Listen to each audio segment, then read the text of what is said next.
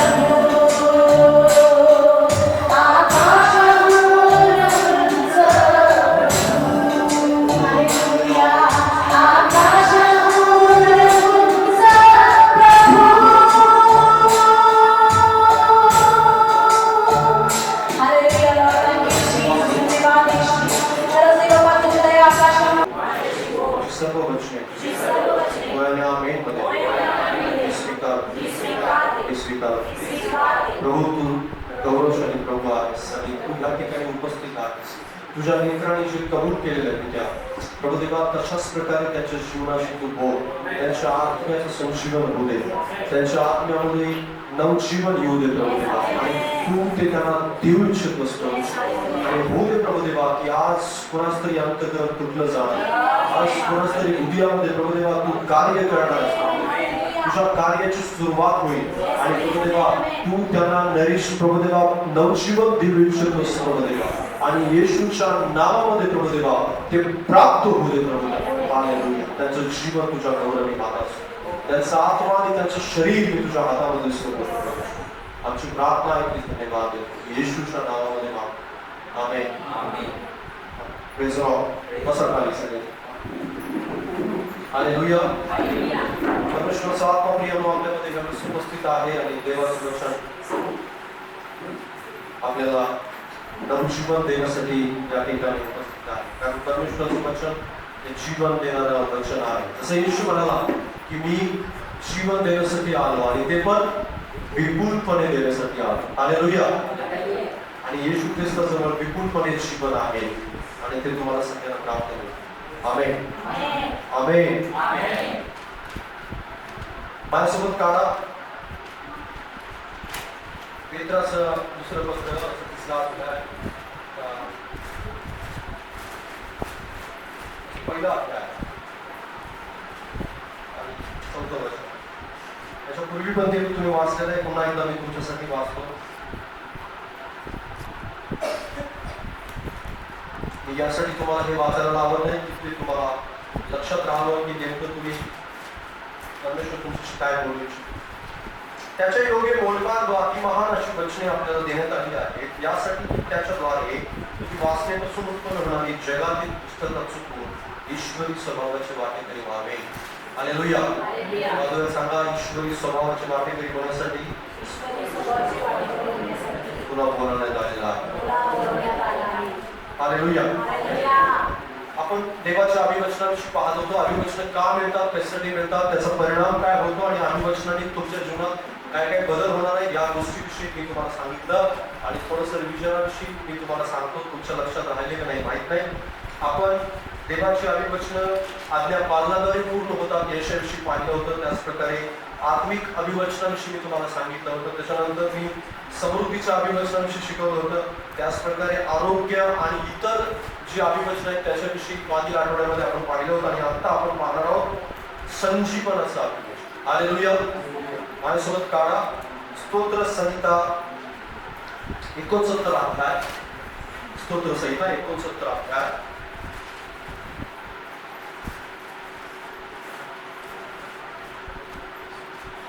स्तोत्र 69 69 त्याचं 32व वचन.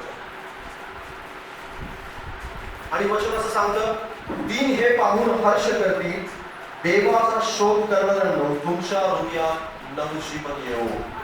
हालेलुया. Praise the Lord. बाजूला सांगा देव संजीवनाचं अभिवचन देणारा देव आहे. आपला देव नवजीवन देणारा अभिवचन आहे. बायबलमध्ये इब्री बायबलमध्ये त्याचं भाषांतर जे आहे म्हणजे इब्री भाषेमध्ये जो शब्द आहे रिवाइव ज्याला म्हणतात, ज्याला रिवायवल म्हणतो आपण, त्याला रिवायवल म्हटलेलं आहे. आणि बायबलमध्ये जवळपास 235 वेळा तो शब्द आहे रिवायवल किंवा रिवाइव. आणि त्याचं भाषांतर जे आहे त्याला नॅरिश करणं म्हणजे इंग्लिशमध्ये त्याला असं म्हटलं रिस्टोर करणं. बाजूला सांगा रिस्टोर. रिस्टोर म्हणजे काय? नवजीवन देणं. रिस्टोर म्हणजे नवीन प्रकारे पुन्हा एकदा स्थापन करणे. पुन्हा एकदा जशा प्रकारे उन्हाळ्यामध्ये झाडाची पानं खाली पडतात आणि पुन्हा एकदा परमेश्वर त्याला पालवी फोडतो किंवा त्याची पानं जी आहेत ती पूर्णपणे नवीन येतात. हालेलुया. जी जुनी पानं आहेत ती गळून पडतात आणि नव्यानं पालवी फोडते. नव्याने त्याला पाने येतात, नव्याने फुलं येतात, नव्याने फळं येतात. हालेलुया.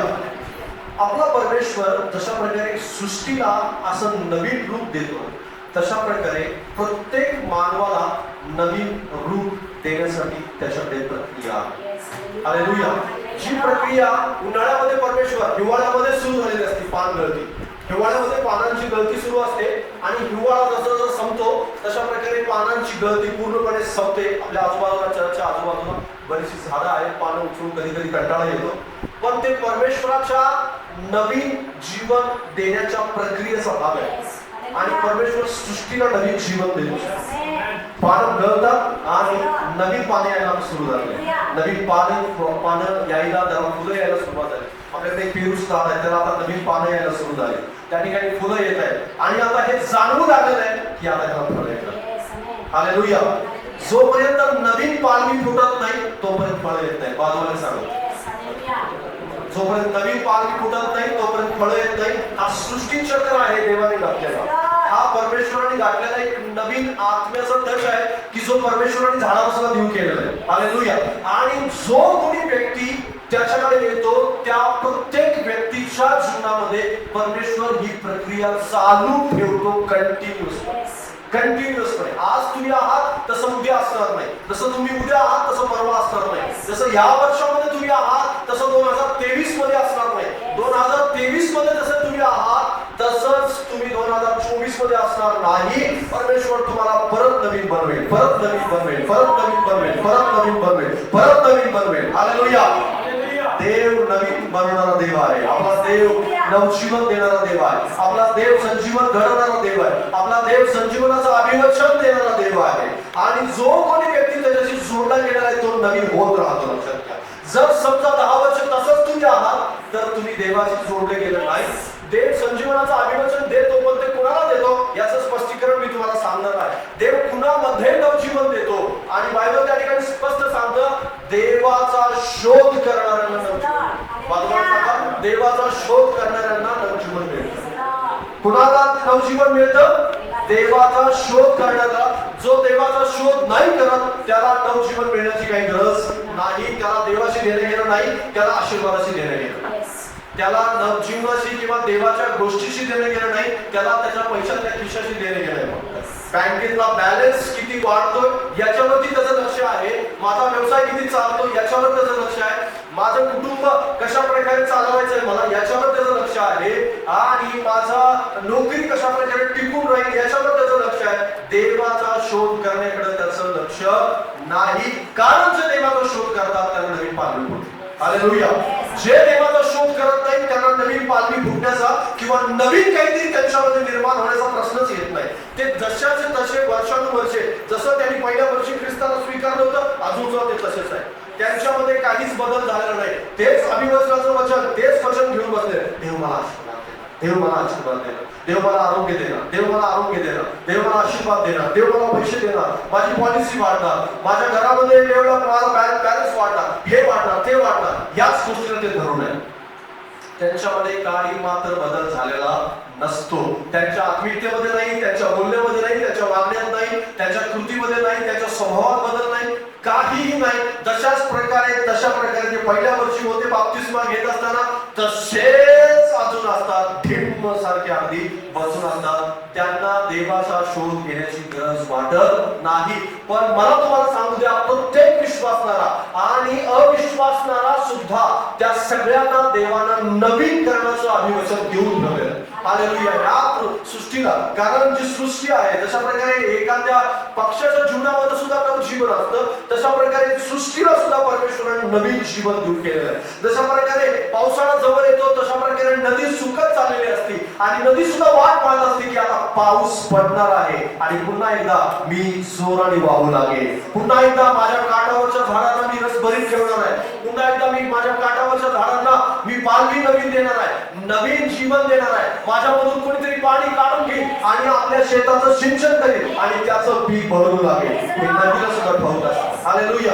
कारण सृष्टीला सुद्धा देव नवीन जीवन देत असतो आणि ती वाट पाहत असते या नवीन जीवनाची. पण मानव जो आहे तो मानव मात्र नवीन जीवनाची वाट पाहताना दिसत नाही, कारण देवाचा शोध नाही करत.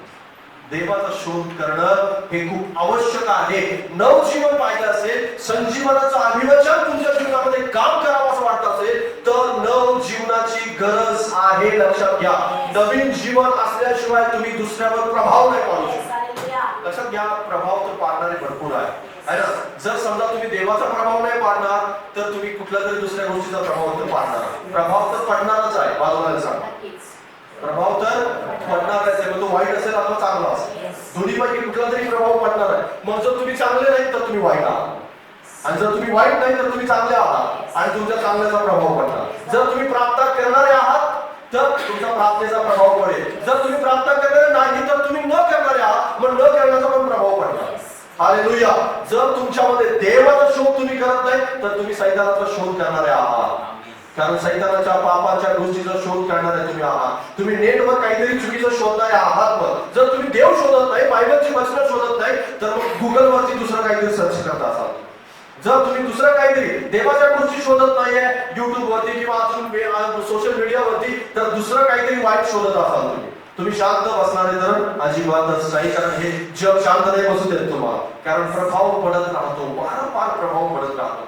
जर तुम्ही शेजाऱ्यावर तुम्ही म्हणत असाल की माझ्या जीवनातून काहीतरी प्रभाव पडावा, तर निश्चित अर्थाने तुम्हाला शोध करत राहिलं पाहिजे. कारण संजीवन हे एक दुसऱ्यातून वाहत चालतं. जसं माझ्यातून तुमच्यामध्ये, तुमच्यामधून कुटुंबामध्ये, कुटुंबामधून शेजाऱ्यामध्ये, शेजाऱ्यातून नातेवाईकांच्या मध्ये, आणि तुमच्या गावामध्ये, गावामधून शहरामध्ये, शहरामधून राष्ट्रामध्ये आणि संपूर्ण सृष्टीपर्यंत. हालेलुया.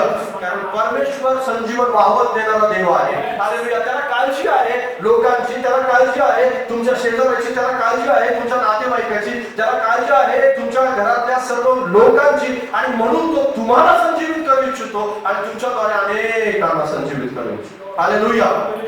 पण बरेच विश्वासणारे आज संजीवनाच्या अभिवचनाला धरून त्यांना समृद्धी किती मिळणार या गोष्टीचं जास्त देणं घेणं. पण हे सर्वात महत्वाचं आजपर्यंत मी तुम्हाला सांगितलेल्या अभिवचनामध्ये जर कुठलं अभिवचन महत्वाचं असेल तर हे अभिवचन महत्वाचं. हालेलुया. संजीवनाचं अभिवचन, नवीन जीवन देण्याचं अभिवचन. आणि हे तुम्हाला प्रभूने देऊ केलेलं आहे. जे देवाचा शोध करतात त्यांना सगळ्यांना देव नवीन जीवन द्या. हालेलुया. जे देवाचा शोध नाही करत ते प्रभाव चुकीचाच पाळत राहणार आणि त्यांच्या जीवनातून फक्त रिफ्लेक्ट तेच होणार आहे जे त्यांच्याजवळ आहे. जे तुमच्याजवळ नाही ते रिफ्लेक्ट नाही करू शकत तुम्ही कधीच. जे तुम्ही जसे आहात तशाच प्रकारे आरसा तुम्हाला दाखवतो. जर तुमच्याकडे प्रकाश आहे तर प्रकाश रिफ्लेक्ट होईल. हालेलुया. जर तुमच्याकडे अंधार आहे तर अंधारच रिफ्लेक्ट होईल. दुसरं काहीही रिफ्लेक्ट होण्याची शक्यता नाही. खूप लोक त्यांच्या जीवनामध्ये अंधार आहे दुसऱ्यावर प्रकाश पाडू शकतात, तर तसं होऊ शकत नाही. जर तुम्ही संजीवित असाल तर दुसऱ्याला संजीवित करा. जर तुम्ही संजीवित नाही तर कुटुंब तुमचं संजीवित नाही असू शकत. तुमच्या जीवनामध्ये संजीवन नसताना तुम्ही दुसऱ्याला संजीवित करू इच्छिताय. जर तुमच्यामध्ये संजीवित नाहीये, संजीवन नाही, तर तुम्ही मंडळीत सुद्धा संजीवन नाही होऊ शकत. हालेलुया. कारण संजीवित नसलेले लोक, संजीवित नसलेले विश्वासधारे ते मंडळीत सुद्धा संजीवन आणणं शक्य नाहीये लोकांना. कारण मी किती धडपड करत असतो तुमच्या मनातच ते संजीवन आलेलं नाही. तुम्हीच जर देवाचा शोध करत नाही तर ते शक्य नाही. मला नवीन शोधावं लागतील कोणते, मला नवीन लोकांकडे जावं लागेल, नवीन लोकांना. कारण जे संजीवित होऊ इच्छितात, जे देवाचा शोध करतायत त्यांना शोधावं लागेल. जर तुम्ही शोध करणार नाही, आणि लक्षात घ्या जर माझी प्रार्थना तशी असेल आणि आम्ही जर प्रार्थना करत असू वारंवार तशी, जर देव तुम्हाला बाजूला करेल आणि शोध करणाऱ्यांना घेऊन येईल आणि त्यांच्याद्वारे संजीवन घडवणार. हालेलुया. नाही तर तुम्हाला संजीवित व्हावं लागेल, शोध करणारा बनावं लागेल. आता आशीर्वादाच्या मागे लागण्याची वेळ गेली. लक्षात घ्या. हे अगोदर होतं करोनाच्या अगोदर, पण करोना नंतर देवानी लोकांना हलवून सोडलं, दाखवलं. आता ती वेळ निघून गेली पैसे साठवायची. आता बँक बॅलन्स भरून ठेवायची वेळ निघून गेली. आता पॉलिसी काढायची वेळ निघून गेलेली. लक्षात घ्या. आता स्वर्गात संपत्ती साठवायची वेळ. आता जर वेळ कोणती असेल तर स्वर्गामध्ये किती साठा गेलेलं आहे याची वेळ आहे आता. कारण या पृथ्वीवर साठलेलं तुमचा जीव नाही वाचू शकत, तुमचे प्राण वाचू शकत नाही. कारण नव्याने परमेश्वराने हे सांगितलेलं आहे की तुमची टेक्नॉलॉजी माझ्यासमोर व्यर्थ आहे, तुमच्याकडे असलेलं तंत्रज्ञान माझ्यासमोर व्यर्थ आहे, तुमच्याकडे असलेल्या सुखसुविधा माझ्यासमोर व्यर्थ आहे. सर्व काही जर काय असेल हे सगळ्या समोर जर कोणती गोष्ट श्रेष्ठ असेल तर तो देव आहे. हालेलुया. त्याच्याकडे बघण्याची वेळ आलेली आहे. जर तुम्ही आता सावध होणार नाही तर कधीच नाही सावध होणार. आता जर तुम्ही जागे होणार नाही तर कधीच जागे होणार नाही. आणि म्हणून देवाचा शोध करणं चालू करा. मग तो विश्वासणारा असेल, अविश्वासणारा. तुम्हाला ख्रिस्त आता कळायला लगेच आणि तुम्ही 10 वर्षापासून विश्वासणारे आहात कदाचित, किंवा 5 वर्षापासून असाल, मग कितीही वर्षापासून असाल फरक नाही पडणार. पण जर काळ कळालाय आणि देवाचा शोध करणारे तुम्ही असाल तर तुम्ही संजीवित व्हायला वेळ लागणार नाही. कारण देव तुम्हाला संजीवित करू इच्छितो. देव तुम्हाला नवीन जीवन देऊ इच्छितो. पान गळून पडतील, नवीन पाणी फुटायला चालू. तुमच्या जीवनातल्या काही गोष्टी गळून पडतील, पण त्या ठिकाणी नवीन येण्यासाठी गळून पडतील. हालेलुया. हे झाड तोडलेलं होतं बाजूला, सगळं झाड, सगळं म्हणजे आम्ही पूर्णपणे काढून टाकलं आणि आता आपण एका मिनिटानंतर पाहतो त्याला पालवी पडतो. हालेलुया. कारण मुळं खोल आहे, मुळं खूप खोल आहे. मुळं जी आहे ती वारंवार पाठवत राहतात, वरती काहीतरी पाठवत राहतात आणि पालवी फुटल्याशिवाय राहत नाही. हालेलुया. तुमची मुळं जर देवाशी जोडलेले तर पालवी निश्चित राहतात. हालेलुया. तुम्ही जर देवाशी जोडलेले आहात, कनेक्टेड आहात, तर पालवी फुटायची थांबणार नाही. मग लोक काय म्हणतात त्याचा विचार नका करू. पानं गळत असताना, वेगवेगळ्या वाईट गोष्टी निघून जात असताना, तुमच्यावरून जे काही सगळं काही चुकीचं आहे ते देवाला चुकीचं दिसतंय, ते सगळं निघून जात असताना हा विचार करू नका कधी फुटणार. देवाकडे ते सामर्थ्य आहे पालवी आणण्याचं. हालेलुया. देवाकडे नव जीवन देण्याचं सामर्थ्य आहे आणि ते तुमच्या जीवनामध्ये यायला चालू होईल, पण शोध करायला चालू केला. हालेलुया. शोध करा. बाजूला सांगा देवाचा शोध कर. देवाचा शोध जोपर्यंत करत नाही तोपर्यंत नवजीवन अशक्य आहे. नवजीवन असूच शकत नाही, येऊ शकत नाही. तुमचं लक्ष जर देवा जगातल्या गोष्टी शोधण्याकडे जास्त असेल, हा किती चांगला, तो किती चांगला आणि असं काही तसं काय आणि हे गोष्टी मला शोधायच्या, हे शिकायचं, ते शिकायचं, भरपूर काही गोष्टी असू शकतात. कारण या जगातलं जे ज्ञान आहे ते अगणित अशा प्रकारचं ज्ञान आहे आणि त्याचा काही हेड नाही लक्षात घ्या. तुम्ही जर शोधत बसला तर त्याचा शोध कधीच लागू शकणार नाही तुम्हाला. पण जोपर्यंत तुम्ही त्याच्यातून बाहेर निघून देवाचा शोध करत नाही तोपर्यंत तुम्हाला जगाचं ज्ञान फिरकं वाढेल आहे. कारण तुम्ही ज्यावेळेस देवाचा शोध करू लागाल ना त्यावेळेस जगात जे आहे त्याच्यापेक्षा हजारो पटीने अधिक देवामध्ये आगम्य गोष्टी आहेत आणि त्या तुम्हाला सापडू लागतील आणि त्या सापडल्यानंतर तुम्हाला समजेल की अरे मी व्यर्थ जगामध्ये होतो. आणि म्हणून तर उपदेशक ज्यावेळेस सगळं काही शोध करून बसतो आणि तो देवाकडे जातो आणि म्हणतो की सगळं काही व्यर्थ आहे आणि केवळ देवाचं उदय मानणं हे श्रेष्ठ आहे. हालेलुया. त्याचा शोध करणं हे श्रेष्ठ आहे. पण ही गोष्ट शेवटी करा, ही गोष्ट खूप उशिरा करा. तुम्हाला कळाली याबद्दल शोध करायला सांगतो. कारण नवजीवन देण्याचा अभिवचन प्रभूने देऊ केलेला आहे. तुम्हा प्रत्येकाला ते देऊ केलेलं आहे आणि ते तुम्हा प्रत्येकाच्या हृदयात काम करेल, पण शोध केल्याशिवाय करणार नाही. प्रभाव तर तुम्ही पाहत राहा, पण प्रभाव पडण्यासाठी तुम्हाला संजीवित व्हावं लागेल, नवजीवन प्राप्त करावं लागेल. दुसऱ्याजवळ जात असताना प्रकाशात परिवर्तित व्हावा असं वाटत असेल तो स्वतःमध्ये जीवन स्वतःचं प्रकाशित करावं लागेल. स्वतःचं जीवन प्रकाशित असल्याशिवाय रिफ्लेक्ट तुम्ही प्रकाशाला कधीच करू शकत नाही. माझ्याबरोबर काढा दुसरी गोष्ट, स्तोत्र संहिता 51 अध्याय.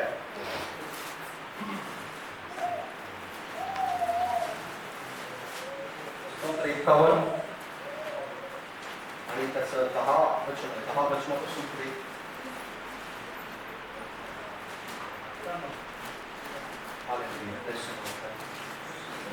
स्तोत्र 51 10 पासून पुढे. हे देवा माझ्या काही शुद्ध हृदय उत्पन्न कर, माझ्या काही स्थिर असा आत्मा पुन्हा कर. तू मला आपल्याकडून घालवून घेऊ नको आणि आपला पवित्र आत्मा माझ्यामधून काढून घेऊ नको. तू केलेल्या उद्धाराचा आनंद मला पुन्हा होते आणि उत्सुकतेच्या आत्म्याने मला सावरून कर. म्हणजे मी अपराध्यास तुझे मार्ग शिकवीन आणि पातकी तुझ्याकडे वळतील. हालेलुया. हालेलुया. देव तुम्हाला संजीवित यासाठी करतो की पातक्याने देवाकडे वळा. बाजूला सांगा पातक्याने देवाकडे वळावं यासाठी देव संजीवित करतो मला. माझ्या मागे म्हणा पातक्यांनी देवाकडे वळावं यासाठी देव मला संजीवित करतो. याशिवाय दुसरा कोणताही देवाचा उद्देश नाही. हालेलुया. Praise the Lord. दावीद या ठिकाणी देवाकडे प्रार्थना करताय. तो पाप केलेलं होतं, त्यांनी पापाची तर क्षमा मागितली आणि हे सगळं झाल्यानंतर तो देवाला पुन्हा एकदा नवीनीकरणाची अपेक्षा मागतो देवाकडून आणि देवाला म्हणतो पुन्हा एकदा माझ्यामध्ये नवजीवन दे, पुन्हा एकदा माझ्यामध्ये नवीन असा आत्मा घाल, पुन्हा एकदा तुझा आत्मा जो आहे तो माझ्यामधून काढून घेऊ नको. आणि हे सगळं करतोस देवा तर पातक्यांनी हे सगळं पाहून तुझं गौरव करावं, तुझ्याकडे वळावं यासाठी. हालेलुया. दावीदाने अशी प्रकारची प्रार्थना करण्यासाठी त्याला कोण प्रवृत्त केलेलं होतं? परमेश्वराने प्रवृत्त केलेलं होतं. आणि परमेश्वराकडून प्रवृत्त असणारा हा व्यक्ती देवाकडे अशी प्रार्थना करतो की प्रभू पातक्याने तुझ्याकडे वळावं म्हणून मला नवजीवन दे, म्हणून माझ्यामध्ये तो आत्मा का, म्हणून माझ्यामध्ये ह्या सगळ्या गोष्टी कर. ज्या वेळेस पण तुम्हाला असं वाटतं की माझ्यामध्ये काहीतरी देव काम करत आहे ते तुमच्या स्वार्थासाठी नाहीये. हालेलुया. ते तुमच्या स्वार्थी स्वभावासाठी नाही. तुमच्या जीवनामध्ये काहीतरी तुमची वाहवा करावी खूप लोकांनी आणि म्हणावं हा अमुक सिस्टर अमुक ब्रदर तुम्ही खूप चांगले आहात, तुम्ही खूप वैभवशाली आहात आणि तुमच्या जीवनामध्ये देव काम करतो आणि देव लोकांनी तुमचं पेपरमध्ये नाव छापावं किंवा तुमचे पॉम्पलेट छापले जावे आणि लोकांनी तुम्हाला ब्रदर सिस्टर पास्टर रेव्हरेंड आणि त्याच प्रकारे शिक्षक गुरु आणि अजून बरंच काय काय हे सगळं म्हणावं यासाठी नाही बघ. Praise the Lord. या सगळ्यासाठी हे सगळं बोलत नाही, वाक्याचं तारण व्हावं यासाठी. हालेलुया. जे काही पृथ्वीवरती परमेश्वर तुमच्या जीवनामध्ये काम करतो, कदाचित मग तो तुम्हाला आशीर्वाद देत असेल, कदाचित तुमचा बिझनेस चालत असेल, कदाचित तुम्हाला पैसे मिळाले, तुम्हाला आरोग्य मिळालं असेल, कदाचित तुमच्या जीवनामध्ये वेगवेगळ्या प्रकारच्या गोष्टी घडल्या असतील आणि तुमच्या जीवनात तुम्हाला खूप शांती मिळालेली आहे, खूप आनंद मिळालेला आहे आणि तुम्हाला स्वर्गात जाण्याची खात्री आहे, आनंदाची गोष्ट आहे. हे सगळं असलं आणि तुमच्याकडे भरपूर आशीर्वाद आहे आणि तुम्ही आत्म्याने भरलेले आहात, तुम्हाला दान आहे, वेगवेगळ्या पवित्र आत्म्याची दानं तुमच्याकडे आहे, तुम्ही अन्य भाषा बोलता, कदाचित आरोग्याचं कृपादान आहे आणि मग कदाचित वेगवेगळ्या प्रकारच्या कृपादान तुमच्याकडे असतील. हे सगळ्याचा एकमेव उद्देश पाप्याचं तारण व्हावं. हालेलुया. पाप्याचं तारण होण्यासाठी हे सगळं देऊ नये, दुसरा कोणताही एक उद्देश त्याच्याकडे नाहीये. आणि तुम्ही आनंदित व्हावं यासाठी आहे हे सगळं. काय तुम्ही आनंदित व्हावं, तुमच्या जीवनामध्ये शांती असावी, आनंद असावा, तुम्हाला स्वर्ग प्राप्त व्हावं, पण तुमच्याद्वारे तो कुणातरी प्रभावित करू इच्छितो. आजकाल लोकांना शिक्षक व्हायला जास्त आवडत नाही, भरपूर लोक शिक्षक आहेत, पण बायबल असं पण सांगतं की शिक्षकांना जास्त शिक्षा होणार, शिक्षकांना जास्त शिक्षा होणार. बाजूला सांगा शिक्षकांना जास्त शिक्षा होणार. पण कोणत्या शिक्षकाला जास्त शिक्षा? खोट्या शिक्षकाला जास्त शिक्षा, खऱ्या शिक्षकाला नाही. खऱ्या शिक्षकाला शिक्षा होणार नाही. खरा शिक्षक तर न्यायातून पलीकडे जाणार, खोट्या शिक्षकाला जास्त शिक्षा होईल. आणि जोपर्यंत तुम्हाला एखादी गोष्ट कळत नाही तोपर्यंत तुम्ही शिक्षक होऊच नका. जर तुम्हाला एखादी गोष्ट जोपर्यंत समजत नाही तोपर्यंत शिक्षक व्हायचा प्रयत्न करू नका. तुम्ही इम्प्लिमेंट केले का त्याच्यावरती या गोष्टीवर जास्त लक्ष द्या. मी जे सांगत आहे ते मी माझ्या जीवनात लागू केले का? मी दुसऱ्याला जाऊन द्या म्हणतोय, मीच देत नाही तर माझं चुकीचं आहे लक्षात. आणि मग मी दुसऱ्याला सांगतोय की तुला आज्ञा पाळले पाहिजेत आणि माझ्या जीवनामध्ये अगदी थंड नाही सगळे. आणि अशा प्रकारे असून तुम्ही जर शिक्षक असाल तर तुम्ही खोटे शिक्षक आहात. तुम्ही जर दुसऱ्याला द्यायला सांगताय तुम्ही काहीच देत नाही तर तुम्ही खोटे शिक्षक. तुम्ही दुसऱ्याला दशमाव, काही लोक दुसऱ्याला दशमावून द्या म्हणतात पण स्वतः मात्र कधीच आयुष्यात दिलेलं नसतो. पण दुसऱ्याला तुम्ही मध्ये दिला आणि तुम्हाला दशमाव दिला पाहिजे चर्चमध्ये, आपल्या आर्थिक गरज आहे आणि तू कधी दिलास बाबा? त्यांनी कधीच नाही दिलं, कारण तो माझ्या जीवनामध्ये तुम्हाला माहिती आर्थिक अडचण आहे, तू पहिले दे आणि मग दुसऱ्याला सांग की द्यायचा असतो म्हणून, म्हणजे त्याला आशीर्वादाचा पण अनुभव सांगतो. हालेलुया. पण बऱ्याच लोकांना ते सांगायचं नसतं, त्या बऱ्याच लोकांना ते अनुभवायचं नसतं, दुसऱ्याला केवळ उपदेश करायचा असतो. पण उपदेश करण्याअगोदर लागूकरण केलं जास्त महत्त्वाचं. लागूकरण खूप महत्वाची गोष्ट आहे. बरेच लोक आत्ताच्या काळामध्ये या काळात शिक्षक जास्त होऊ इच्छितात. दावीदांनी ज्यावेळेस या सगळ्या गोष्टी सांगितल्या त्यावेळेस त्याच्या जीवनामध्ये हे सगळं काही होतं. आणि खूप लोक दुसऱ्यांना सल्ले देतात, वेगवेगळ्या प्रकारच्या गोष्टी सांगतात आणि सल्ले देणं हे अतिशय कठीण असलेली गोष्ट आहे. काही लोकांना वेगवेगळ्या गोष्टीचा सल्ला द्यायचा असतो आणि काही लोकांना लग्नाविषयी सल्ला द्यायचा असतो. आता लग्नाविषयी सल्ला देत असताना लग्नाविषयी सल्ला सेन्सिटिव्ह, सगळ्यात जर तुमच्या जीवनामध्ये जर कोणती गोष्ट असेल सेन्सिटिव्ह गोष्ट तर लग्न आहे. लग्न ही खूप सेन्सिटिव्ह गोष्ट आहे. पण तुम्हाला समजू नका, तुम्ही समजा कदाचित तुम्ही मोबाईल घ्यायला गेला दुकानामध्ये आणि तुम्हाला 15,000 रुपयाचा मोबाईल आवडला आणि त्याच्यानंतर तुमच्याकडे 20,000 आहे आणि तुम्हाला 20 पण आवडला है ना, 20,000चा पण आवडला आणि तुम्ही 20चा घेतला, 15चा घेतला आणि मग आल्यानंतर तुम्हाला पश्चाताप झाला, अरे हा तर मी उगीच पैसे जास्त खर्च केले, 15,000चा माझं चांगलं चाललं असतं, 15 मध्ये 20चं उगीच 5,000 माझे गेले. ठीक आहे, तुम्हाला महिन्यामध्ये कंटाळा आला, तुम्ही चेंज करू शकता. 20,000चा मोबाईल तुम्ही चेंज करू शकता. चेंज करता येईल, सोपं आहे चेंज करणं है ना. 20 तुम्ही नंतर 25चा घ्या, 50चं घ्या, नंतर चेंज करणं सोपं आहे. पण लग्न एकदा तर झालं, चेंज नाही आयुष्यात कधी चेंज नाही करता येत, चेंज होऊ शकत नाही. तुमचं रडून तुम्ही पश्चाताप केला तरी पण नाही. तुम्हाला नाव घटस्फोट देणं सोपं आहे, खूप अवघड आहे, अतिशय अवघड गोष्ट आहे घटस्फोट देणं. आणि मग दुसऱ्याला सल्ला देत असताना लग्नाचा आणि स्वतः सुद्धा ते सल्ला फॉलो करत असताना हजारो वेळा विचार करा. आणि जर बुद्धी चालत नसेल तर मला माहित नाही, देवाला विचार, नाहीतर मला विचारू नकोस, मला तुझ्यामुळे नरकात जायचं. आणि समजा आज साधारण लोक सहज सल्ला देतात किंवा तुझं बाप्तिस्मा झालं का? हो झालेलं. मग करू शकतेस तू, तुझ्या नवऱ्याचं परिवर्तन असं होतं. आपण गुडघ्यावर 7 दिवस बसू, बघ तुझा नवरा बदल. शर्मोन राजा माहिती तुम्हाला? शर्मोन कोणाला किती लग्न केली शलोमोन? तुम्हाला माहित आहे इतका ज्ञानी होता शलोमोन. त्याच्या ज्ञानासमोर त्याचं ज्ञान जे राजे त्याचं ज्ञान पाहायला यायचं. राजे लोक यायचे बघायचे की अरे हस्तिदंताचं सिंहासन बांधलेलं, इतका मोठा राजवाडा बांधला, किती छान राजवाडा. त्यातलं राजवाड्याचं जे बांधकाम होतं त्या काळामध्ये कुठल्याही राजवाड्यात नव्हतं, कुठल्याही. कारण त्याचं ज्ञान इतकं होतं की येशू ख्रिस्त असं म्हणतो की तो ज्ञानी होता त्या काळामध्ये, पण त्याच्यापेक्षा मी ज्ञानी आहे. म्हणजे येशू ख्रिस्त शंभरापेक्षा ज्ञानी आहे. पण असा हा ज्ञानी जो आहे तो ज्ञानी केवळ आणि केवळ विधर्मी म्हणजे जे येशू देवावर विश्वास ठेवत नव्हते अशा पत्नीमुळं त्यांनी देवाला न आवडणारं काम केलं. केवळ पत्नीमुळे दुसरं कोणतंही कारण नव्हतं की तो देवाचा द्वेष करत होता, देवावर प्रीती करत नव्हता, असं काहीच नव्हतं. चुकीच्या व्यक्तीसोबत लग्न केल्यामुळे शलोमोन पापात पडला. बाजूला सांग, चुकीच्या व्यक्तीसोबत लग्न केल्यामुळे शलोमोन पापात पडला. दुसरं कोणतंही कारण त्याच्या जीवनामध्ये पापात पडण्यासारखं नव्हतं. दुसरं कोणतंही कारण नव्हतं. इतका ज्ञानी माणूस स्वतःच्या बायकोला बदलू शकला नाही. इतका ज्ञानी. तर तुमच्याकडे 4 डिग्री असल्यानंतर तुम्ही 5-10 मिनिटाची प्रार्थना करून बायकोने नवऱ्याला बदलाल का? मग दुसऱ्याला सल्ला देत असताना किती गंभीर आहे विचार करा.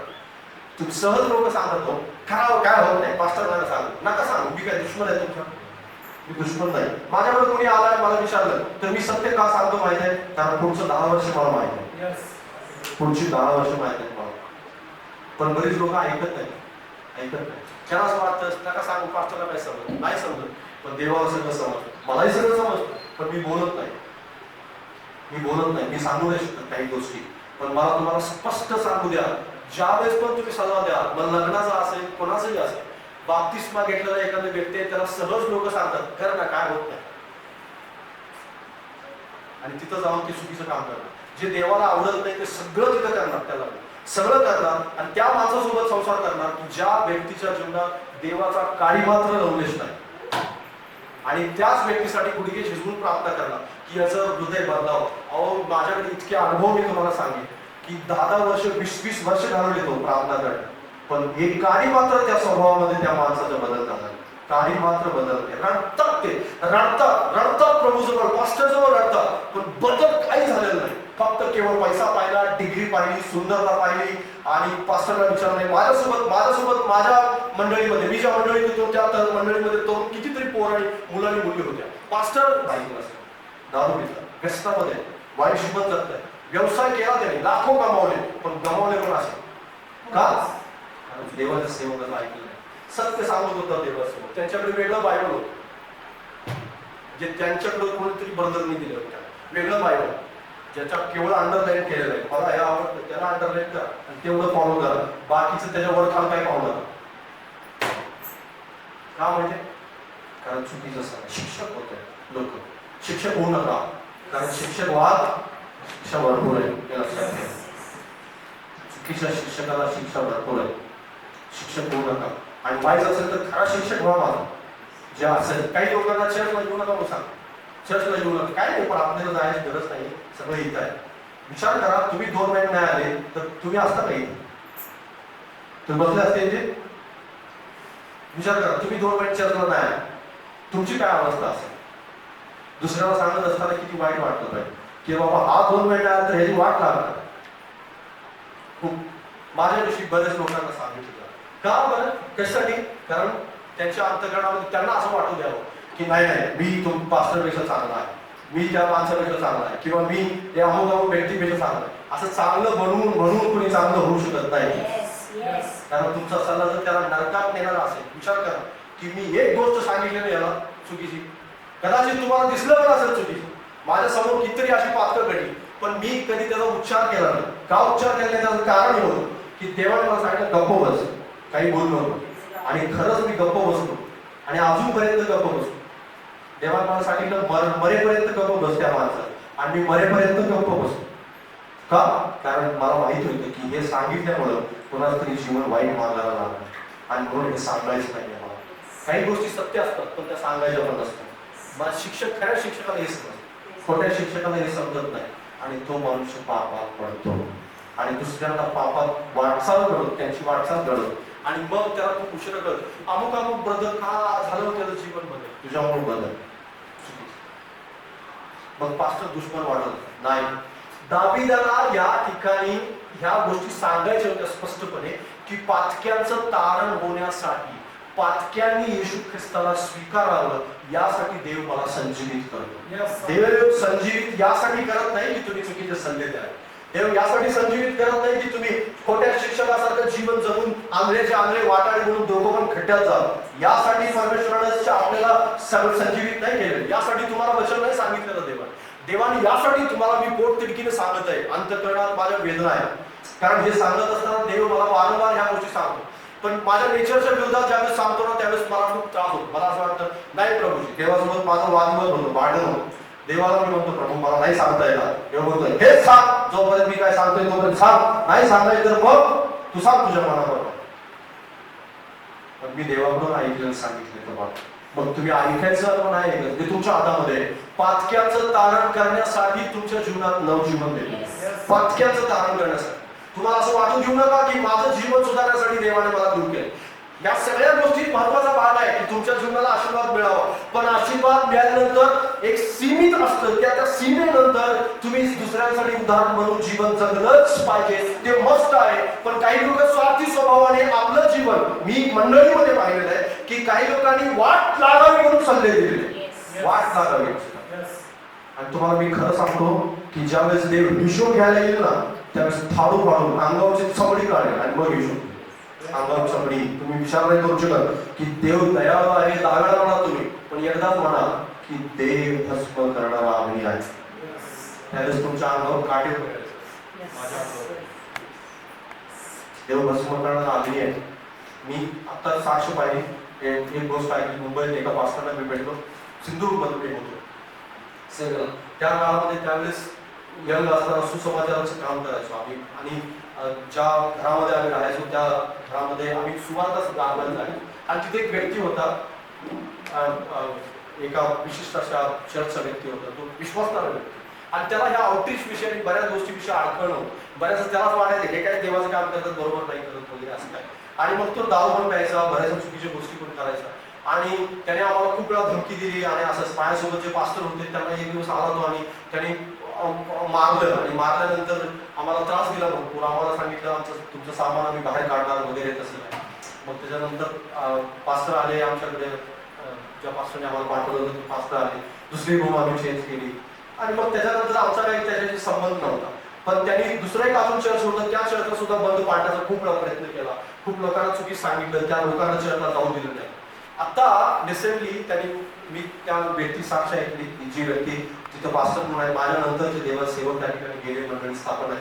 चांगल्या प्रकारे चर्च चालतो. आणि त्यांनी त्याच्याविषयी सांगितलं मला की त्याला एक चामडीचा रोग झाला. त्या ब्रदरला चामडीचा रोग झाला. आणि चामडीचा रोग इतकं ते घरातले लोक त्याच्याजवळ जात होते. आणि ते खापरीने असं खरडवत होते. अजिबात ते अंगावरून जात नव्हतं. खूप औषधोपचार केले. आणि रिसेंटली 2 महिन्यापूर्वी त्यांनी सुसाईड केलं घरावर. देव ज्यावेळेस हिशोब घ्यायला येतो ना त्यावेळेस खूप कठीण असतं. तो हिशोब देऊ शकत नाही आपण. आणि म्हणून शिक्षक होण्यापूर्वी हजारो वेळा विचार करा. नाही बुद्धी चालत मला काही समजत नाही. तुम्हाला वाईट म्हणू द्या.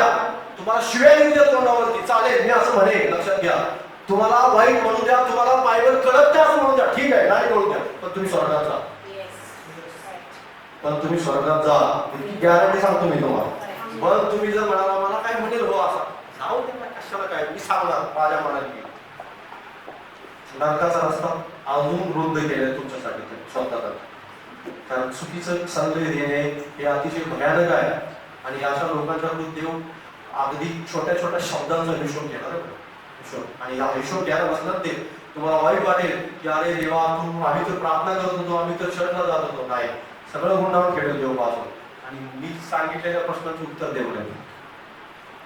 कारण तुम्ही कुणाच तरी तुमच्या कुठल्या तरी व्यक्तीचं तुमच्या बाजूला कोणतरी आलेल्या माणसाला फक्त तुम्हाला बरं वाटलं म्हणून तुम्ही सांगितलं काय ह्यानी मला चांगलं बनावं म्हणून तुम्ही बोललं.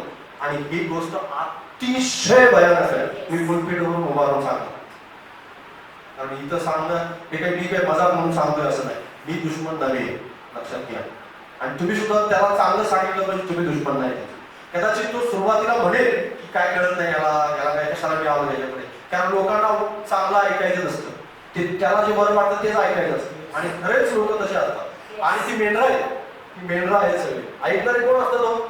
ऐकणारे मेंढरं असतात. ऐकणारे काय खूप पवित्र आणि खूप काय त्याला ज्ञान असतं, खूप काय असं काही नसतं, ती मेंढरं असतात.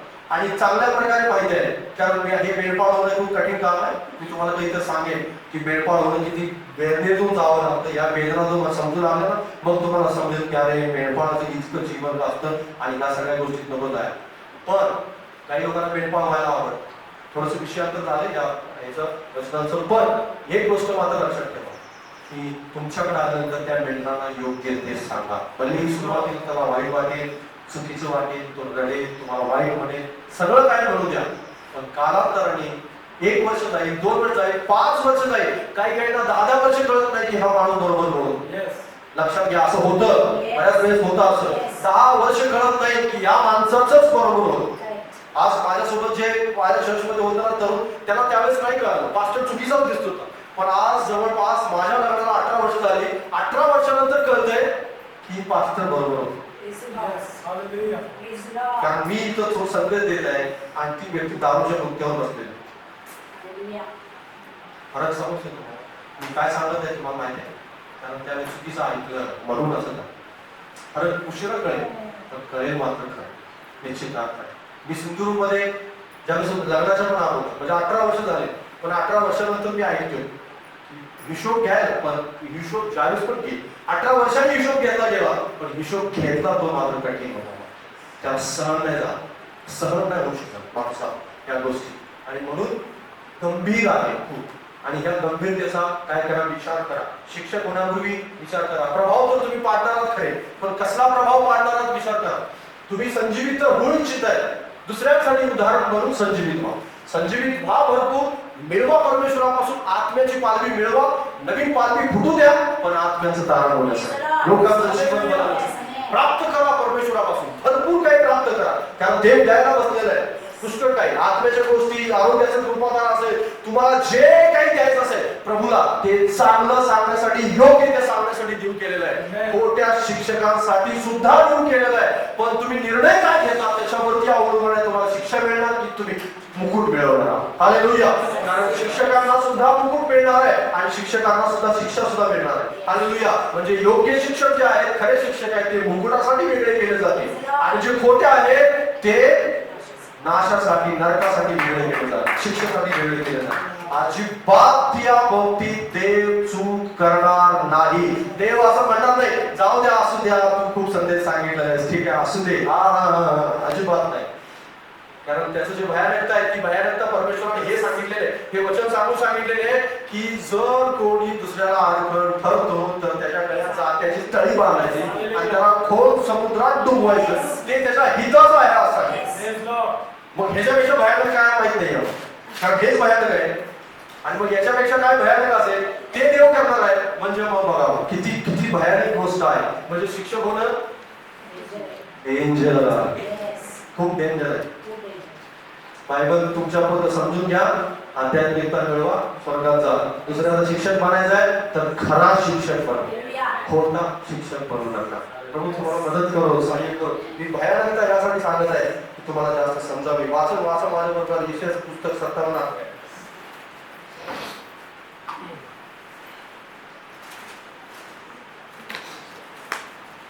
15 वर्ष.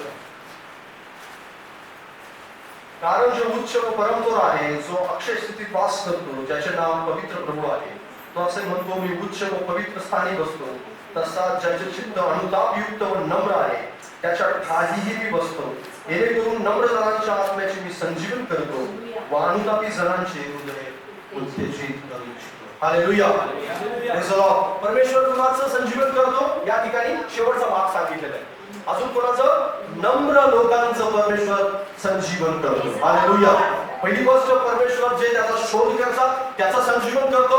दुसरी गोष्ट परमेश्वर यासाठी संजीवन करतो की पाप्यांचं तारण घडवायचं आहे. आणि महत्वाची त्याच्यामध्ये ही गोष्ट आहे की जो कबूल करतो त्याचा देव संजीवन करतो. हालेलुया. जो कबूल करतो त्याचा देव संजीवन करतो. बाजूला सांगा, दाविदाने काय केलं? कबूल केलं. दाविदाने कबूल केलं की मी पाप केले. हालेलुया. Praise the Lord. म्हणून देवाने त्याचं संजीवन केलं. Amen. शौलाने कबूल नाही केले आणि म्हणून देवाने त्याचं संजीवन केलं नाही. देवाने त्याला नवीन जीवन दिलेलं नाही. पुन्हा एकदा त्याच्यामध्ये देव आत्मा टाकू शकला असता का? हो, यस, टाकू शकला असता. Yes. देवाने आत्मा टाकू शकला असता. देव आत्मा टाकतो कारण देवाला संजीवन करायचं. तो वाटच पाहतोय की कोण कबूल करतं. Praise the Lord. हालेलुया. तो वाटच पाहतो की कोण म्हणतो प्रभू मी नम्र. Hallelujah. तो वाटच पाहतोय की प्रभू मी पातकी आहे असं म्हणणाऱ्याची तो वाटच पाहतोय. जो मानवाने म्हणाला उद्या पुत्राला परमेश्वराने उद्या पुत्राचं उदाहरण सांगत असताना त्या उद्या पुत्राच्या उदाहरणात आपल्याला एक गोष्ट प्रामुख्याने लक्षात घेण्याची गोष्ट आहे की बाप गच्चीवर थांबून रस्त्याकडे डोळे लावूनच बसलेला होता की माझा उद्या पुत्र कधी येईल. Praise the Lord. आणि दिसला तर बायबल त्या ठिकाणी स्पष्ट सांगतं तो खाली आला, पळत आला, धावत आला आणि रस्त्यात भेटला, घरात नाही भेटला. Yes. Praise the Lord. कुठे भेटला? रस्त्यात भेटला. घरात भेटला नाही त्याला. Yes. घरात तो उद्या घरात काय पराक्रम करून गेलाय का असं देव म्हणाला नाही त्याला. असं तो बाप म्हणाला पराक्रम करून गेलाय का पापीच आहे ना काय नाही अजून गेला का बघतो कसा आहे मी सिंहासनावर बसतो असं नाही. तो पळत गेला, धावत गेला सांगताय बायबल त्या ठिकाणी. धावत गेला आणि त्याने मिठी मारली त्याला. Praise the Lord. Hallelujah. Hallelujah. तुमची फक्त पाठ फेरण्याची वाट पाहते, Yes. कबूल करण्याची वाट पाहते. Praise God. लगेच आणखी करायला तयार आहे. त्याच्याकडे तयार आहे. हालेलुया. ती करण्याची आणखी लगेच तयार आहे. तो लगेच म्हणणार आहे नवीन वस्त्र आणायला तयार आहे. हालेलुया. पाठी वस्त्र काढा लवकर, काढा लवकर. लक्षात घ्या कबूल करणं खूप आवश्यक आहे. कबूल केलं पाहिजे. कबूल केल्याशिवाय तुम्ही कधीच त्याला संजीवनाची अपेक्षा नाही बळवू शकत. संजीवन मिळावं यासाठी तुम्हाला कबूल केलं पाहिजे. प्रभू मी पाहतो, प्रभू मी पाहतो. काही लोक त्या भावामध्ये जगतात मी पवित्र आहे या सगळ्यांच्या पेक्षा नाही. हे जे नम्र अंतःकरण आहे मी 70 वर्षाच्या माणसाचं म्हणजे जवळपास 74 वर्षाचं वय आहे त्या माणसाचं त्याचा संदेश ऐकून आलो आणि तुम्ही जर पाहिला जोश तुम्ही म्हणाल की 50 वर्षाच्या माणसात तो जोश नाही असं जोश आहे. असं सामर्थ्याने भरले देवाने त्यांना आणि त्यांच्या अंतःकरणामध्ये एवढा जोश आहे. कशासाठी ते म्हणतात रोज त्यांचं एक वाक्य होतं मी रोज देवाला जातो म्हणतो प्रभू मी कमी. Praise the Lord. हालेलुया. 74 वर्षापर्यंत जो व्यक्ती सेवा करत आहे हजारो लोकांना त्यांनी सुवार्ता सांगितली, देवाचं वचन सांगितलं, इतकं काम केलं की तुम्ही तिथं जाऊ शकत नाही आणि जो व्यक्ती रोज काय म्हणतोय प्रभू मी कमी आहे. Yes, yes. हालेलुया. अहो इथं 4 लोकांना सांगितले की लोक म्हणतात तुमच्यासारखे सगळे मी पवित्र आहे. तुम्ही सगळे छोटे या गोष्टीतून बाहेर या. रोज त्याजवळ जा आणि मी रोज ज्यावेळेस गुडघे टेकतो त्यावेळेस प्रभू क्षमा कर. Yes, amen. हे म्हटल्याशिवाय प्रार्थनेची सुरुवात नाही. Praise the Lord. लक्षात घ्या. जे धुणं आहे जे येशूच्या रक्तानं धुतलं जाणार आहे ते रोज घेतलं पाहिजे. रोज धुतलं पाहिजे आपण स्वतः. कारण आपण अपवित्र आहोत. Yes. त्याच्या पवित्रतेसमोर आपली पवित्रता अगदी शून्य काहीच नाही. त्याच्या जवळ जाताना तुम्ही रोज म्हणा मला नवीन जीवन हवं आहे. रोज काहीतरी पानं गळून पण द्या कुठेतरी. Yes. रोज काहीतरी पालवी फोडू द्या नाही. Amen. कारण त्याचं ते अभिवचन आहे की मी संजीवित करतो. हालेलुया. मी काय करतो संजीवित नवजीवन देतो. नॅरिश ज्याला म्हणतात, नॅरिशमेंट ज्याला म्हणजे नरीश ज्याला म्हणतात म्हणजे जे नवजीवन देतं म्हणजे त्याचं पाणी घातलं जातं आणि ती पानं अशी डोळलेली ठेवतात. हालेलुया. परमेश्वर खूप आनंदी असतो की ज्यावेळेस व्यक्ती कबूल करतो त्यास नवजीवन देण्यासाठी. प्रत्येक व्यक्तीच्या जीवनामध्ये परमेश्वर ते देऊ इच्छितो. परमेश्वर देऊ इच्छितो. पण तुम्ही कबूल करणारे आहात का? हालेलुया. स्वतःला विचारा मी कबूल करणार आहे. दुसऱ्यांसमोर ज्यावेळेस आपण काही बोलू की असं आहे तसं आहे मी असं आहे माझ्या जीवनामध्ये मी हे केलं ते केलं मोठ्या मोठ्या पुष्कळ गोष्टी सांगू आपण आणि तिथं सांगितल्यानंतर ही गोष्ट सांगायला विसरू नका की मी सुद्धा अजून गोष्टी करतो. हालेलुया. काही लोकांना मुलपीडवरून बोलायला हे कमी वाटतं, थोडीशी लाज वाटते. त्याला वाटतं नाही ना असं मी सांगितलं की ते नकारात्मकता जाते. ठीक आहे या गोष्टी सगळ्या मानवासाठी ठीक असतील पण देवासमोर जात असताना नेहमी असं म्हणायला हवं प्रभूजी मी कमी आहे. प्रभूजी मी कमी आहे. प्रभूजी मी कमी आहे. इतके हजारो लोकांना सुवास सांगितल्यानंतर 14 मंडळांची स्थापना केल्यानंतर कितीतरी पत्र लिहिली, कितीतरी प्रवास केला, देवासाठी कितीतरी कार्य केलं आणि सर्वात शेवटी पाऊल असं म्हणतो मी तुच्छ दास आहे. माझ्याकडे काही नाही. माझी धाव संपवली मी. माझ्याकडे जे होतं मी तुला देऊ केलं प्रभू पण मी माझं कमी आहे. कमी आहे. लक्षात घ्या हे कमी म्हणायला शिका. त्यावेळेस तुम्ही शिका त्यावेळेस नवजीवन पहा नवीन काहीतरी पहा तुमच्या आत्म्यामध्ये. नवीन काहीतरी दिसेल तुम्हाला, तेव्हा कळू लागेल की माझ्यामध्ये रोज काहीतरी नवीन घडवत येते. हालेलुया. आणि सर्वात शेवटी नम्र लोकांचं देव नवजीवन देतो त्यांना संजीवित करा.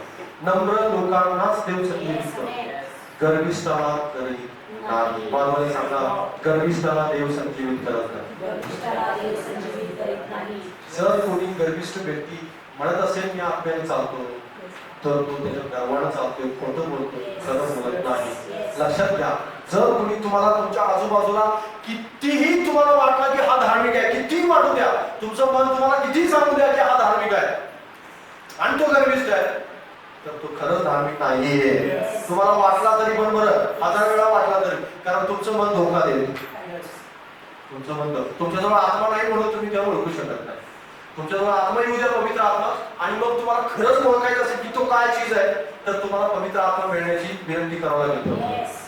आणि प्रभूला विनंती करावी लागेल की प्रभू मला आत्मा दे की मला खरंच ओळखू येऊ दे की हा कोण आहे. आणि तुम्हाला समजू लागेल की अरे मी व्यर्थ चुकीच्या माणसाला काहीतरी समजतो.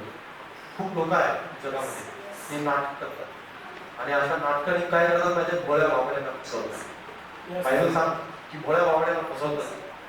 भोळी बाबडी लोक. मेंढराची काही चूक नाही, मेंढराची काही चूक नाही. मेंढर तर मेंढरा आहे आणि त्या मेंढरांना जो हाकणार आहे त्याला मात्र विचार नाही. मी इथं पुलपीटवर उभा राहून तुम्हाला न आवडणाऱ्या गोष्टी का सांगतो, कारण मला ते विषय विचारलं. मला विचारलं नाही तू पाला पोचवण्याने बांधकाम केलं की दगड आहे, सोने चांदीने बांधकाम केलं की अग्नीला जळून जाणारं बांधकाम, देव विचारलं नाही मला. आणि तुमच्यातला एक जरी व्यक्ती तिथं येऊन साक्ष सांगितले आहे की यानं सांगितलेलं देवाच्या वचनानुसार खरं होतं, निश्चित अर्थाने लक्षात घ्या माझा हिशोब त्या ठिकाणी अगदी चोखता झाला नाही. मी न्यायातून आता आवडतं सांगा काहीतरी, आवडतं नको. लक्षात घ्या, आज आवडतं सांगण्याची गर्दी आहे जगामध्ये, गर्दी आहे. उडून बघा इंटरनेट, तुम्हाला आवडणाऱ्या हजारो गोष्टी भेटते आणि वारंवार ते आशीर्वाद आशीर्वाद आशीर्वाद आणि असं काही सांगतात की तुम्हाला वाटतं अरे उद्या बरोबर काय आपल्याला, आणि आता माझ्या बँकेत लगेच गिरायकर बरी येणार आहे करोडो, असं काही. म्हणजे तुम्ही उत्साहित होता, ठीक आहे, ते सगळं उत्साहित होण्यासाठी वगैरे ठीक आहे. पण एखादा व्यक्ती म्हणतो की व्यसन सोड, कठीण आहे, चला स्लाइड करायला घेतला, दुसरा कोणतरी चांगला आहे आपल्याला, लगेच स्लाइड केलं जातं त्याला. इतकं लोकांनी काय केलेलं आहे त्याचं चीप करून ठेवले देवाचं शिक्षण. पण हे इतकं चीप नाहीच नक्की. हालेलुया. कारण खूप कमी लोक आहेत जे सत्य सांगतायत आणि सत्य सांगण्याची गरज आहे. आणि म्हणून नम्र लोकांचं देव संजीवित करतो, हे विसरू नका. तुम्ही नम्र असाल, संजीवित असाल. हालेलुया. नम्र व्हाल तितकं तुम्ही जास्त संजीवित व्हाल. जितकं तुम्ही गर्विष्ठ तितकं पालवी जास्त फुटण्याची शक्यता कमी. हालेलुया. पालवी फुटण्याची शक्यता कमी आहे. नवीन पालवी फुटत राहणार नाही, नवीन काही येणार नाही, तेच राहणार, तेच वचन, त्याच गोष्टी. जे गर्विष्ठ असतात ना ते तेच बोलत असतात वचन, तेच वचन, सारखी तीच वचन बोलत असतात बघा, तेच सारखं सांगतात. त्याच्या सांगितलं तुम्ही आला ना, तेच ती टीका, तेच ती निंदा, तेच ते दुसऱ्याविषयी वाईट म्हणणं, तेच ते वेगवेगळ्या प्रकारचं उणीधुणी काढणं आणि तेच तो 10 वर्ष 12 वर्षापूर्वीचं त्याच गोष्टी काढून सारखं त्याची उजळणी करत असतात. आणि ती उजळणी ऐकूनच माणसाला कळतं. आता काही लोकांना मेंढरांना समजत नाही ना की उजळणी का चालू आहे ते, कारण आत्मा नसतो है ना. पण ज्यावेळेस त्या खरोखर आत्मानं प्रेरित असणाऱ्या माणसाजवळ येतील त्यावेळेस निश्चित आपल्याला समजून की नेमकं खरं काय. आणि हा संदेश मात्र तुम्हाला संजीवित करणारा संदेश आहे. तुम्ही संजीवित तर तुमचं कुटुंब संजीवित. बाजूला सांगा, तू संजीवित तर तुझं कुटुंब संजीवित. जर तुम्ही संजीवत नाही तर तुमचं कुटुंब संजीवित नाही होऊ शकत. हालेलुया. तुम्ही नवजीवन प्राप्त नाही करणारे तर तुमच्या नातेवाईकांना सुद्धा नवजीवन कधीच प्राप्त होणार नाही. कारण तुमच्या जीवनातूनच काय करणार आहे परमेश्वर, ते बाहेर काढणार आणि तुमच्या जीवनातून संजीवन बाहेर पडणार. आणि म्हणून तुमच्या जीवनातून खूप मोठा बदल देव घडवू इच्छितो. भरपूर काही गोष्टी देवाला घडवायच्या. बाजूला सांगा, तुझ्या जीवनातून अनेकांना देव संजीवित करू इच्छितो. त्या हृदयाला हात ठेवा आणि म्हणा की मी अनेकांना संजीवित करणार आहे. माझं जीवन अनेकांसाठी नवजीवन देणारं जीवन असणार. हालेलुया. परमेश्वर तुमच्या जीवनामध्ये घडवून आणणार. लक्षात घ्या, नवजीवन देणारा असणार. तुमच्या सानिध्यात कोणीतरी येईल आणि तो आनंदित होऊन जाईल. तुमच्या सानिध्यात येईल आणि तो देवाचे गौरव करेल. नाही तर तुमच्या सानिध्यात येऊन टीका करणारा आपण अरे त्याच्याकडून टीकाच ऐकली नाही. ज्यावेळेस पण तुम्ही भेटाल त्यावेळेस ठिकाणा करू, त्यावेळेस देवाच्या गोष्टी बोला. आत्मा काय करतो ते बोला, देवाचं सामर्थ्याविषयी बोला, नवीन भविष्याविषयी बोला. आणि खूप खूप लोक जे असतात ते अशा प्रकारे जे अवरेज माइंडेड असतात, म्हणजे ज्यांना वेगवेगळ्या प्रकारची जे चर्चा करायला आणि हे सगळं वाटतं ते अवरेज लोक असतात. आणि ह्या अवरेज लोकांचा तो बाहेर पडा, Yes. विषयाविषयी बोलायला चालू Yes, करा, God. दर्शनाविषयी बोलायला चालू करा, पुढच्या 10 वर्षाच्या गोष्टी परमेश्वर काय करणार याच्याविषयी बोलायला चालू करा. हालेलुया. कारण देव नवजीवन देणारा देव आहे. हालेलुया. तुमच्या सानिध्यात आल्यानंतर वाटलं पाहिजे की आत्म्याला भेटलो मी. हालेलुया. पवित्र आत्म्याची भेट झाली. हालेलुया. पवित्र आत्मा काहीतरी वेगळं बोलला. हालेलुया. तुमच्या जीवनामध्ये देव करू इच्छितो. तुमच्या घरात ते हो, तुमच्या नातेवाईकांच्या मध्ये ते हो, तुम्ही जिथं चाल तिथं ते हो, आणि कदाचित तुम्ही कोणासाठी प्रार्थना कराल तिथं ते हो. हालेलुया. होणार, परमेश्वर ते करणार. तर तुम्ही या गोष्टी लक्षात ठेवल्या पाहिजे. काय तुम्ही शोध करणार आहे का, मी कबुली देणार आहे का, आणि महत्वाची गोष्ट मी नम्र आहे. जर हे असेल तर संजीवनी पाहतो, जर हे नसेल तर मात्र संजीवन होणं अशक्य आहे. नाहीतर तुम्ही म्हणत राहा की देवाने मला रोज नवीन बांधली द्यावी, तर नाही. तुम्ही गरिबीच अंतःकरणाने चालत राहा आणि कधीच कबूल करणार नाही, म्हणणार नाही की मी कमी आहे, मी कमी आहे, असं म्हणणार नाही. तुम्हाला मी सर्वश्रेष्ठ आहे. सर्वश्रेष्ठ मनुष्य बनू शकत नाही. हालेलुया. कारण एक गोष्ट जी आज होत आहे ती अगोदर कोणीतरी गुण केलेली आहे, आणि तुमच्या नंतर तुमच्यापेक्षा पण उत्कृष्ट करणार अजून कोणीतरी आहे. हालेलुया. देवाने ते नेमून ठेवले, आणि तुम्ही म्हणू शकत नाही माझ्यापेक्षा उत्तम कोणी नाही. तुमच्यापेक्षा उत्तम कोणीतरी देवाजवळ आहे. हालेलुया. आणि म्हणून देवाला म्हणायला शिका की प्रभूजी मी उत्तम नाहीये, उत्तम तो आहे. हालेलुया. फक्त लोकांना स्तुती आवडते, खोटी स्तुती है ना. तुम्हाला लोकांना जशा प्रकारे येशू कधी फसला नाही तशा प्रकारे मात्र आजकालची लोक लगेच फसतात. आजकालचे ब्रदर सिस्टर थोडेसे हृदयाने कमकुवत आहे, अंतःकरणाने कमकुवत आहे. पास्टर्स लोक सुद्धा हृदयाने कमकुवत आहे. थोडंसं जरी म्हटलं त्यांना तुम्ही किती चांगला स्थित आहोत, सगळ्या आत्म्याच्या गोष्टी लगेच जातात, त्याच्या बाहेर निघूनच जातात. वचन देवापासून जे ऐकणार असतो ना ते सुद्धा निघून जातं सगळं, आणि त्याला लगेच भाग होतो. लगेच तुम्ही किती चांगली प्रार्थना करता हो, लगेच भाग. आणि हवेत जाणं इतकं डेंजर आहे, आणि तो त्याला कधी चुकीचं सांगून येतो ते सुद्धा समजत. का बरं? कारण थोडस आत्म्यानं चाललं पाहिजे. आणि कितीही कोणी स्तुती केली तर येशू कधी भांडणार नाही. शास्त्री कळत त्याला तुम्ही उत्तम आहात. शास्त्री देवा येशूला चांगलं माहिती होती हा काय, त्याच्या अंतर्गत काय, येशूला चांगलं माहिती होतं. आणि येशू त्याच स्तुती करणाऱ्यांसमोरच म्हणाला की चुना लावलेल्या कबरांनो. येशू त्यांच्यासमोर त्यांच्या तळपायाच्या आग मस्तकाला लगेच आहे, आणि ते म्हणत अरे आम्ही याची स्तुती करतोय आणि हा आम्हाला चुना लावलेल्या कबरा म्हणतोय, कसं काय? कारण येशूचं लक्ष अंतःकरणाकडे होतं, शब्दाकडे नव्हतं, हृदयाकडे. लक्ष हृदयाकडे असू दे. प्रभू तुम्हाला मदत करू, सहाय्य करू, तुमचं अंतःकरण संजीवित असण्यासाठी सहाय्य करू. तुम्ही इतरांना संजीवित करणारे असाल. या